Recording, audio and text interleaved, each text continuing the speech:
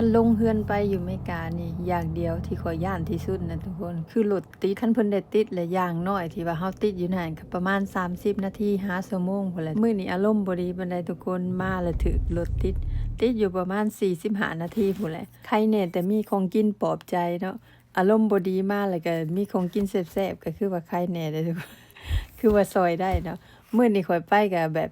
ถือกันเขาเจ้าขายออนเซลทุกคนอันนี้คือปลาแซลมอนเด้ปลาแซลมอนอันนี้คือเขาเฮ็ดสำเร็จรูปแล้วมันสุกแล้วเนาะมันก็แซ่บไปคนละแบบรสชาติมันมีตัวเผ็ดตัวบ่เผ็ดนำมาทุกคนปกติน่ะตอนหนึ่งสิประมาณ8ดอล5 9ดอลพู้นแหละแต่มื้อนี้มันลงฮอดบ่ฮอด3ดอลซับ2ดอลปลายเนาะแต่ละเทื่อที่ข้อยไปตลาดอเมริกามันต้องมีของออนเซลบ่อย่างใดก็อย่างหนึ่งแต่ละมื้อมันสิบ่คือกันดอกออนเซลแปลว่าลดราคาพิเศษเด้อทุกคนคันเครื่องลดราคาแบบนี้เนาะแสดงว่ามันใกล้สิเบิดอายุข้อยอ่านเบิ่งมื้อเบิดอายุคือยังอีก9มื้อพู้นเด้สำหรับข้อยบ่ท่าฮอด9มื้อดอก3มื้อข้อยก็กินเบิดแล้วของกิน